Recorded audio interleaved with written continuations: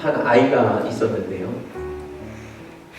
자신을 위해서 이민 와서 공장에서 열심히 일하신 어머니 생각하면서 자신도 어렵지만 학교 생활을 최선을 다해서 열심히 했습니다.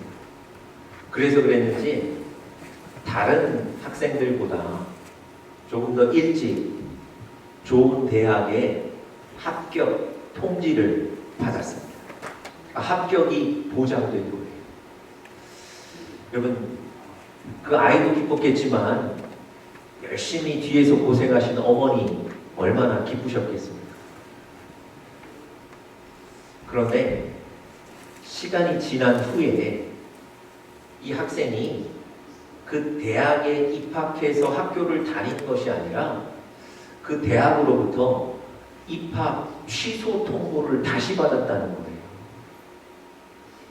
그리고 그 이유인 즉슨 이 학생이 마지막 학기 출석 일수를 채우지 못했다는 거예요.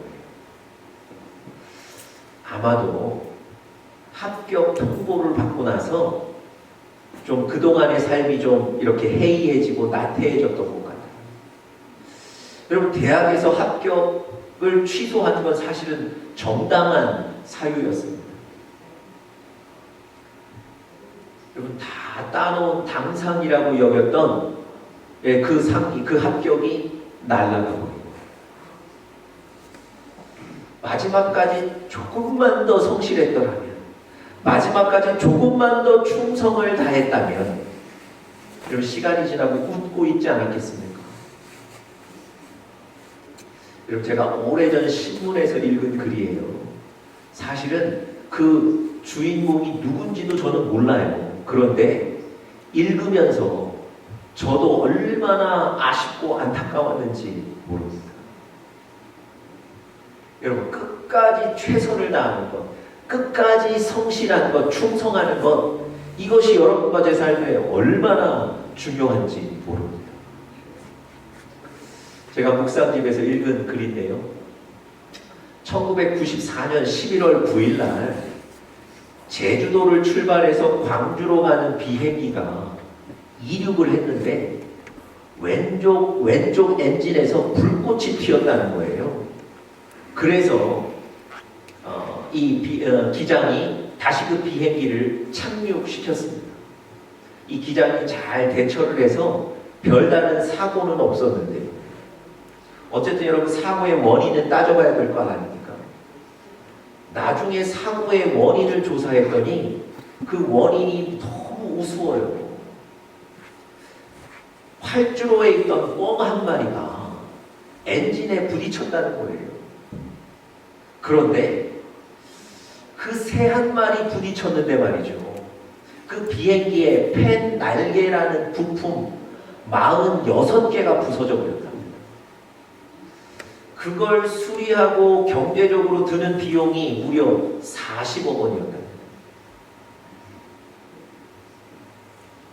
여러분, 비행기 한 대 이륙시키기 위해서 많은 사람이 많은 시간 들여 점검하지 않습니까? 아마 그것도 비용으로 환산하면 엄청날 거예요. 여러분, 많은 비용 들여서 왜 그렇게 점검하는 겁니까? 안전한 비행, 그리고 손실을 줄이기 위해서 하는 것 아닙니까?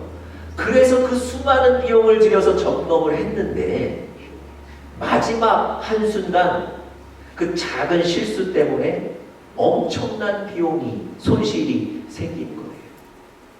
아마 얘기 들으시면서 아니 무슨 새 한 마리 때문에 40억 원이나 피해가 갔을까? 그렇게 의문이 드실 수도 있는데요. 저는 그 얘기가 납득이 가요. 제가 그 군대에서 근무할 때 저는 그 비행단에서 근무하지 않았지만 전투기가 이륙하고 착륙하는 비행단에서 근무하는 군사들 중에, 병사들 중에는요, 활주로에 있는 새를 쫓아내는 일을 하는 사람이 있다는 얘기를 제가 들었거든요. 아니 뭐 군대까지 가서 활주로에 새를 쫓나? 아니 그거 하러 군대 가나? 뭐 이렇게 생각이 되실 수도 있는데, 여러분, 그 일이 그렇게 중요하다는 거예요. 그거 하지 않으면 전투기 한 대가 망가진다. 여러분, 여러분과 제 삶에 성실하다는 것, 충성스럽다는 것이 얼마나 중요한지 모릅니다. 지금 앞에 제가 드린 두 가지 그 얘기가 우리가 성실함이 중요하다는 실예를 보여주는 거예요. 여러분과 제가 신앙생활하는데도 마찬가지입니다. 하나님께서 여러분과 저에게 충성하라고 요구하셨습니다. 여러분, 충성을 통해서 여러분과 저의 신앙에 우리의 삶에 열매를 맺게 되는 거예요. 역으로 여러분과 제가 충성하지 않는다면, 여러분과 제가 마지막까지 충성을 붙잡지 않고 충성을 놓치거나 충성을 잃어버린다면 마지막 순간에 여러분과 저의 삶에도 열매를 잃어버리게 된다는 거예요. 그래서 오늘 본문 2절에 보시면 하나님이 여러분과 저에게 충성을 요구하시는 거예요. 2절 한번 보세요. 그리고 맡은 자들에게 구할 것은 뭐라고요? 충성이라고. 그래서 하나님이 여러분과 저에게 충성만 요구하시는 거예요. 여러분 잘 생각해 보십시오. 하나님께서 여러분과 저에게 효율적으로 일하라고 효율성을 요구하시는 게 아니에요. 실용성을 요구하시는 게 아니에요. 투자 시간 대비, 투자 비용 대비 얼마나 많은 수익을 올리는가, 이거 따지시는 분이 아니시라니까요. 하나님은 여러분과 저에게 그저 충성, 이거 요구하시는 거예요. 여러분들과 저의 삶에 충성을 이루실 수 있기를 간절히 축복합니다.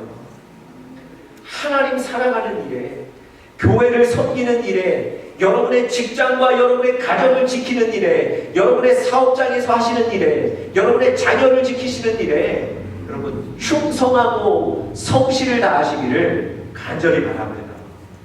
여러분 우직하게 충성하는 것, 우직하게 성실하게 사는 것 미련하게 보일 수 있다니까요.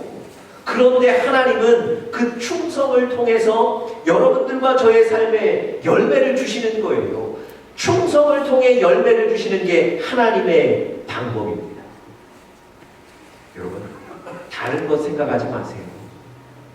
하나님 앞에 충성하시면, 성실하시면 하나님이 여러분과 저의 삶에 반드시 열매를 주시는 거예요. 여러분, 그런데 이 충성이라는 말이 사실은 여러분들과 저에게 좀 부담스럽고 불편할 수 있어요. 그러나 하나님이 충성을 원하시고 충성을 통해 열매를 주시는 것이 하나님의 방법이라는 것 반드시 기억하시고 나아가시기를 간절히 바랍니다. 여러분과 제가 우리의 삶에 어떻게 충성할 수 있을까요?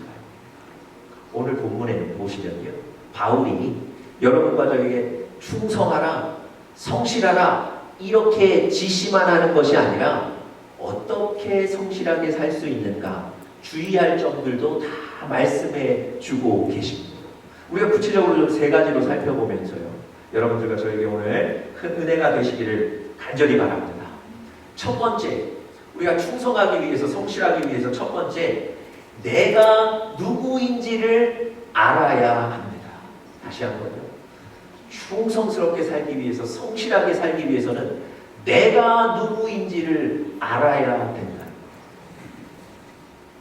여러분, 바울은 오늘 모든 그리스도인들에게 충성하라 얘기하면서 먼저 우리가 누구인지, 내가 누구인지를 밝히 설명해 주고 있습니다. 여러분, 충성하라 이 지시하는데 우리가 누구인지 왜 밝히는 겁니까? 그것이 왜 중요한 걸까요? 여러분, 내가 누구인지를 아는 것이 우리가 충성하는데 동기가 되기 때문에 그렇습니다. 모든 사람에게 동기가 중요하거든요. 동기가 있어야 이 일을 하게 돼요. 그런데 내가 중요한지를, 내가 누구인지를 아는 것이 동기가 돼서 우리가 충성하게 된다는 거예요. 여러분 1절에 보시면요, 우리가 누구인지를 잘 설명해 주고 있습니다. 제가 한번 읽어보겠습니다. 사람이 마땅히 우리를 그리스도의 일꾼으로 여겨야 된다는 거예요. 우리는 누굽니까? 그리스도의 일꾼, servant of Christ, 하나님의 종이라는 거예요. 내가 주인이 아니라는 거예요. 여러분 오늘 1절에서 일꾼, servant라고 쓰인 단어는 원어적으로 원래 이런 의미가 있습니다. 배가 가기 위해서는 노를 저어야 되잖아요. 그 배에서 노를 젓는 사람, 그 사람이 바로 이 일꾼이에요. 이 일꾼은 바로 배에서 노 젓는 사람을 뜻하는 거예요. 여러분 작은 배에 노 저어서 가는 건 뭐 쉬운데 생각해 보세요. 옛날에는 큰 배들도 노를 저어 가야 됐다는 거예요. 그래서 혹시 영화 보셨는지 모르겠는데 예전에는 큰 배를 노를 저으려면요. 배 지하에 1층, 2층, 3층으로 나뉘어서 그 1층, 2층, 3층에서 많은 사람들이 다 노를 저었다는 거예요. 특별히 여러분 그 배 제일 밑에 층에서 노 젓는 사람이 그렇게 힘이 들었다고. 여러분 오늘 본문에서요. 우리를 그리스도의 일꾼이다 그랬는데 그 일꾼은 큰 배 제일 밑에 층에서 노를 젓는 사람을 뜻하는 단어라는 거예요. 여러분 이해하시겠습니까? 여러분과 제가 누구인지 이해하시겠습니까? 우리는 그리스도의 종인데요. 특별히 하나님의 배를 움직이게 하는 제일 아래층에서 노를 젓는 사람들이라는 거예요. 여러분 우리 배 타고 그저 누워서 편하게 가는 사람들이 아닙니다. 그 배를 앞으로 나가게 하기 위해서 땀 흘리며 노를 젓는 게 바로 여러분들과 저라는 거예요. 여러분 이 사실을 알면 그저 우리 만족만, 그저 우리 편안함만 추구하고 살아갈 수가 없는 거예요. 여러분 교회에서 또 여러분의 삶의 현장에서 불편함을 감수하는 이유가 바로 이겁니다. 여러분 고린도전서 9장 16절에 보시면요. 바울이 자신은 복음을 전하는 일과 하나님의 사역을 부득불 감당해야 한다 이렇게 주장합니다. 여러분 부득불 감당해야 된다는 얘기는 무슨 얘기냐면 감당하지 않을 수 없다는 거예요. 왜 그럴까요? 왜 바울이 복음 전하는 일과 하나님의 사역을 감당해야 됩니까? 왜 편안한 삶 선택하면 안 됩니까? 바울은 자기가 누구인지를 아는 거예요. 자기가 하나님의 종으로 부름받았다는 걸 아는 거예요. 그렇기 때문에 자기 정체성에 벗어나서 살 수는 없는 거예요. 자기가 그리스도의 종으로 부름을 받았기 때문에 자기는 어려움도 불편함도 감수한다는 겁니다.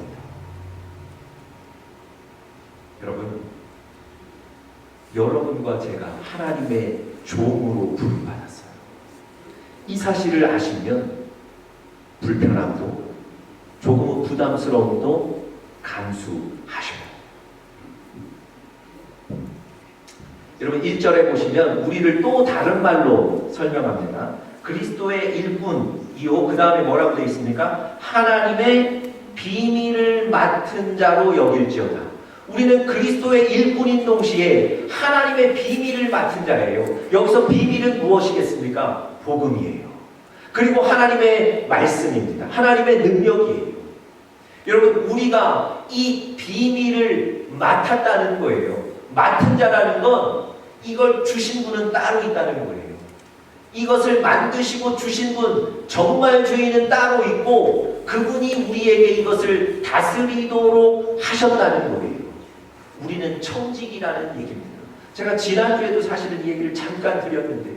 여러분 우리 신앙생활하면서 청직이라는 이 단어가 얼마나 중요한지 모릅니다. 청지기는 맡은 자예요. 그래서 맡은 것을 잘 감당해내야 되는 자입니다. 우리가 주인이 아닌 거예요. 여러분 청지기는요 말 그대로 맡겨주신 그 주인을 위해서 사는 거예요. 하나님이 모든 것을 만드셨고 모든 것의 주인 되시는데 그 하나님이 여러분과 저에게 다스릴 권한을 주신 거예요. 청지기가 지금 다스리고는 있지만 자기 것이 아니라는 거예요. 여러분과 제가 물질도 지금 다스리고 있으시죠?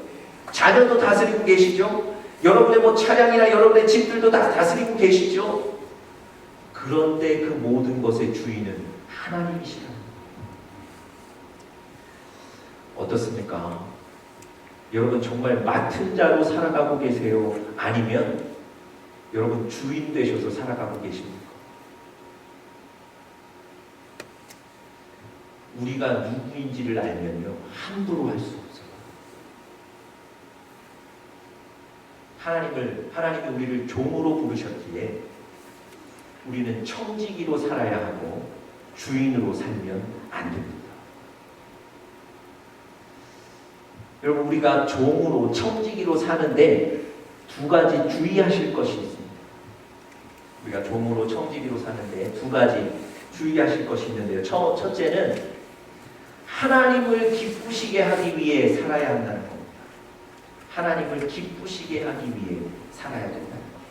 자, 우리 스크린에서 디모데후서 2장 4절 말씀 한번 같이 보고 읽겠습니다. 디모데후서 2장 4절 같이 읽겠습니다. 시작.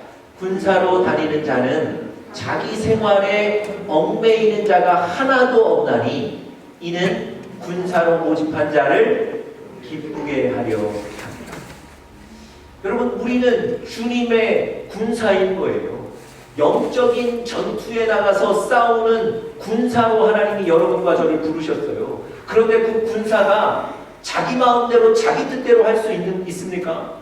자기 기분 좋으면 전쟁에 나가고 자기 컨디션 좋으면 나가고 이럴 수 있는 겁니까? 아니요. 철저하게 리더의 명령을 따라야 되는 거예요. 여러분, 하나님께서 우리를 군사로 부르셨기 때문에 우리도 하나님 말씀에 철저하게 순종하며 나가야 되는 겁니다. 이게 우리를 군사로 부르셨다는 의미에 다 포함이 되는 거예요.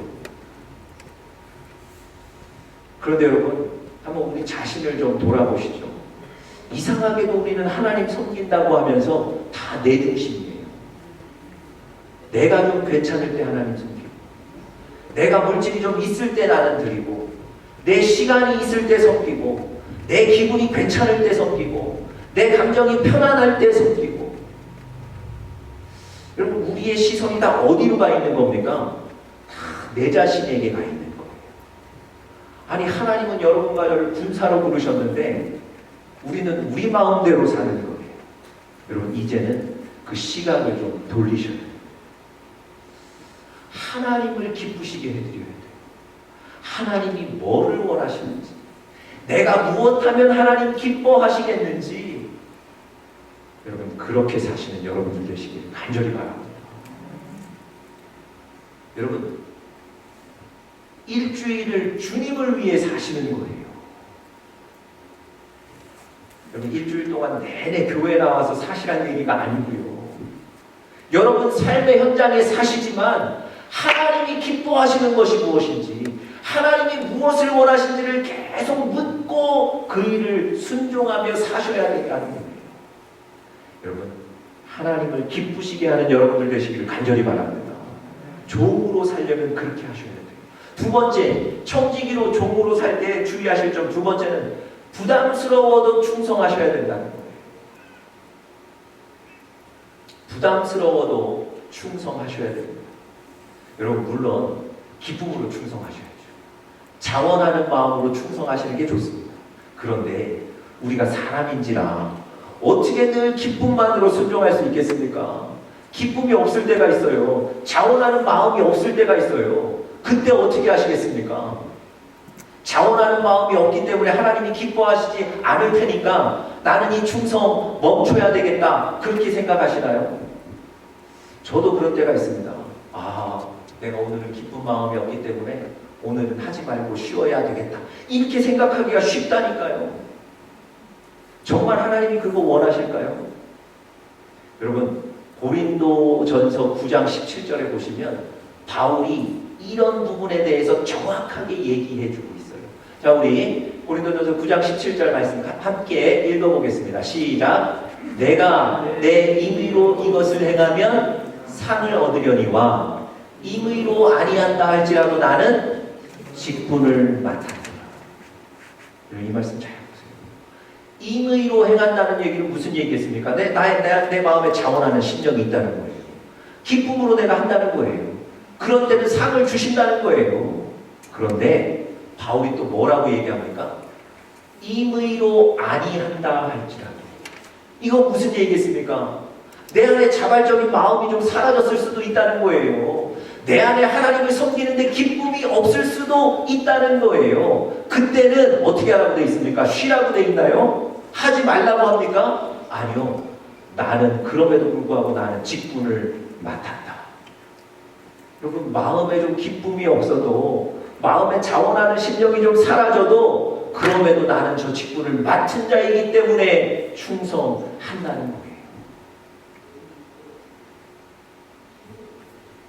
여러분, 조금 부담스러워도, 때로는 좀 불편해도 하나님 앞에 충성하시는 것 쉬지 마시기를 바랍니다.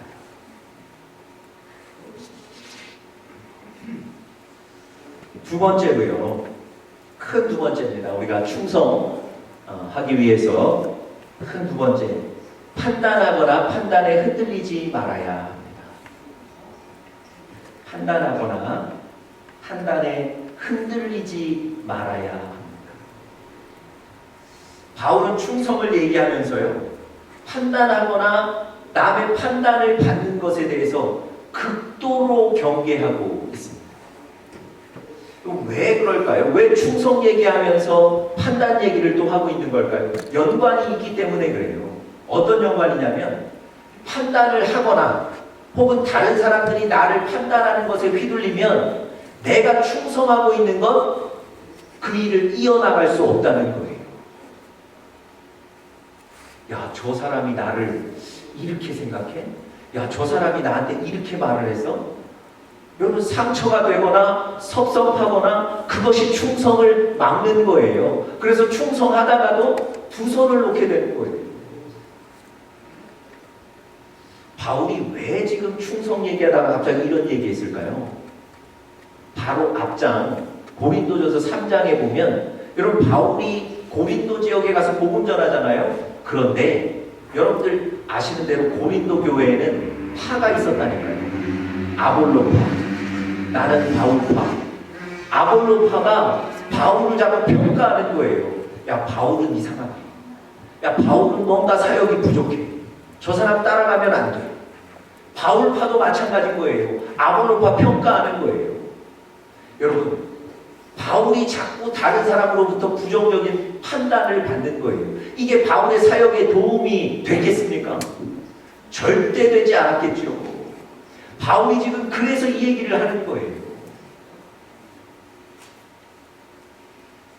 여러분, 그런 판단을, 평가를 자꾸 받다 보면요, 나도 모르게 나를 판단하게 돼요. 아, 그래, 나는 그런 사람이지 뭐. 아유, 내가 실수했지 뭐. 나는 잘 안 돼. 내 스스로를 또 판단하기까지 이르는 거예요. 그러니 여러분, 무슨 힘으로 충성하고 성실하게 살겠습니까? 그래서 여러분, 오늘 본문 3절에 보면 바울이 이렇게 얘기하는 거예요. 너희에게나 다른 사람에게나 판단받는 것이 내게는 매우 작은 일이다. 여러분, 현명한 사람 아닙니까? 남도 판단하지 않을 뿐더러 다른 사람의 판단에 내가 휘둘리지 않겠다. 나는 그것을 매우 작은 일로 여긴다. 여러분, 현명한 사람 아니에요? 여러분, 우리를 판단하실 분은 누굽니까? 3절 제일 마지막에 4절에 보니까 다만 나를 심판하실 이는 주시니라 그랬어요. 여러분, 여러분과 저를 평가하고 판단하시는 분은 오직 하나님이세요. 여러분, 하나님이 판단하셔야 되는데 사람이 판단하는 걸 가지고 마치 그것이 절대적인 양 생각하고 휘둘리시는 분들도 계신 거예요. 여러분, 그것은 하나님의 판단이 아니라는 거 꼭 기억하시기 바랍니다. 여러분, 그럼에도 불구하고 남의 판단이 자꾸 신경을 쓰이시죠. 네.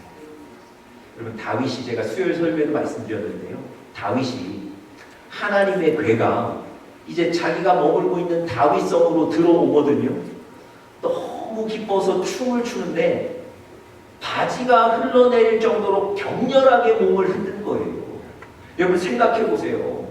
채통을 지켜야 되고 근엄을 유지해야 될 그 왕이 많은 백성들과 군사들 쳐다보는 데서 바지가 내려가도록 몸을 흔들고 춤을 췄다는 거예요. 자기 수치를 드러낸 것 아닙니까? 여러분 아니나 다를까 이 다윗의 아내 미갈이 수치스러움을 드러냈다고 다윗을 평가하는 거예요. 그리고 업신여깁니다. 여러분 지금 다윗은 부정적인 평가를 받은 거예요. 판단을 받은 거예요. 여러분 다윗 자기 자신도 왜 모르겠습니까? 내가 실수했나? 내가 백성들 앞에서 너무 심했나? 왜 모르겠습니까?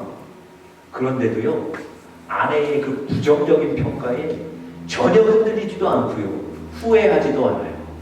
왜 그렇습니까? 하나님의 괴라는 건 하나님이 나와 함께 하신다는 상징이거든요. 하나님이 이제부터 나와 함께 계시기 때문에 그 기쁨을 온몸으로 표현하는 거예요. 그래서 부정적인 평가, 그거 옳지 않기 때문에 신경 쓰지 않는 거예요. 여러분, 다른 사람들의 평가, 그것에 휘둘리시면 안 돼요. 충성을 위해서는 그것도 넘어가셔야 돼요. 그래서 여러분들도 다른 사람들을 절대 평가하지 마십시오. 그리고 다른 사람들이 여러분에 대해서 하시는 평가에도 휘둘리지 마십시오. 그것이 충성하는 길입니다. 세 번째로요, 충성을 위해서, 성실을 위해서 어떻게 해야 되는가? 세 번째, 작은 부분에 주의할 점, 작은 부분에서도 여전히 충성해야 합니다. 작은 부분에서도 여전히 충성해야 합니다. 바울이 그 충성에 주의할 점을 말씀해 주고 있는 거예요. 여러분, 사람은요, 보이는 것만 갖고 판단을 해요. 저 사람이 이런 말을 했구나. 저 사람이 이런 행동을 했구나. 보이는 것만 갖고 판단을 한단 말입니다. 그런데 그 판단은 옳지 않아요. 우리를 판단하시는 분은 누구라고요? 하나님이시라고요. 하나님은 여러분과 저를 어떻게 판단하실까요? 어떻게 평가하실까요? 5절에 보시면 하나님이 우리를 어떻게 평가하는지 하나님의 방법을 설명하고 있습니다. 자, 5절 보면 이런 구절이 있죠. 그가 어둠에 감추인 것들을 드러내고 마음의 뜻을 나타내신다.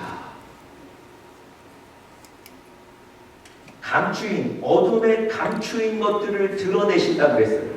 여러분, 하나님은 여러분과 저와 늘 동행하시고 우리를 아시고 우리의 모든 것을 보시는 분이세요. 그래서 사람의 눈에는 보이지 않고 사람의 눈에는 감추어진 부분인데 하나님은 그 부분조차도 우리를 다 아신다는 거예요. 사람이 보지 않는 작은 부분도 하나님은 다 아시고 그 부분들까지도 보시고 평가하시고 판단하신다는 겁니다. 여러분, 그러니까 하나님의 평가 앞에 여러분들과 제가 승리하기 위해서는 눈에 보이지 않는 우리 삶에 있는 작은 부분들까지도 충성하셔야 될 줄 믿습니다. 사람이 보지 않는 것이라도 하나님은 보시고 아시기 때문에 그 작은 일에도 충성하시는 여러분들 되시기를 간절히 바랍니다. 예전에 제가 목회하던 곳에서 저희 교회에 부사역자로 계시던 분이 계셨는데요. 매주일 오후에 모든 성도들이 다 돌아가고 나면 그 부사역자와 저와 둘이 책을 읽으면서 토론을 하는 거예요. 근데 그때마다 둘이 서로 격려하고 다짐하는 게 있습니다. 작은 일에도 우리가 최선을 다해야 된다. 우리 앞에 아이들 단지 몇 명이 앉아 있더라도 그 아이들 위해서 최선을 다해 주의 말씀 전해야 된다. 매주 그것 서로 격려하고 다짐하는 거예요. 얼마나 중요한지 모릅니다. 여러분과 제가 작은 일에도 충성해야 된다. 이것에 유혹을 받을 때가 있어요. 그렇게 하지 말도록 유혹을 받을 때가 있어요. 야, 대충 해도 시간은 다 지나가게 돼 있어. 야, 대충 설교해도 아무도 몰라. 대충 해도 괜찮아. 좀 부족하다고 느껴지면 다음에 잘하면 돼. 여러분, 작은 일에 충성하는 것에 대해서 이렇게 유혹이 심하다니까요. 사람은 모를 수 있어요. 그런데 누구는 아신다고요? 하나님은 다 아세요. 하나님은 여러분과 저를 다 보신다니까요. 여러분, 하나님이 맡겨주신 작은 일, 그것에 성실하신 여러분들 되시기를 간절히 축복합니다. 하나님이 그런 분들 축복하시는 거예요. 마지막 얘기 하나만 좀 드리고 오늘 설교를 마치려고 합니다. 오스카의 최우수 나무주연상을 받았던 로렌스 올리비에라는 사람의 얘기입니다. 이분이 처음부터 유명했던 게 아니에요. 이분이 배우가 되기 위해서 극단에 들어갔는데요. 그 극단에서는 허드렛 일만 시키더랍니다. 청소하는 거. 늘 청소하고 있는데 어느 날 한 배역을 맡은 배우가 오지를 않아서 급하게 이 로렌스 올리비에에게 그 배역을 맡겼다는 거예요. 여러분, 그 배역이 매우 간단한 것이었기 때문에 이 사람에게 맡겼던 거예요. 뭐였냐면 전쟁의 현장에 있다가 며칠간을 달려와서 왕에게 전쟁이 났습니다, 이 사실을 알려주는 것. 불과 한 30초 정도 되는 이 역할이었답니다. 여러분, 이 올리비에가 이 역할을 맡고요, 자기가 무대에 올라가기 2시간, 3시간 전부터 무대 뒤를 계속 뛰어다녔대요. 왜 그럴까요? 며칠간 뛰어온 사람이 왕 앞에 나가서 소식을 전하는 역할이잖아요. 2시간, 3시간 전부터 무대 뒤를 계속 뛰는 거예요. 그리고 자기가 나갈 때 실감나게 그 역할을 했다는 거예요. 여러분, 이 올리비에가 나중에 정말 유명하고 훌륭한 배우가 됐던 건 30초짜리 그 배역에 최선을 다했기 때문이라는 거예요. 여러분, 여러분들과 제 삶에 하나님 맡겨주신 작은 일, 하나님이 보고 계십니다. 성실하고 충성스럽게 감당하는 여러분들 되시기를 간절히 축복합니다.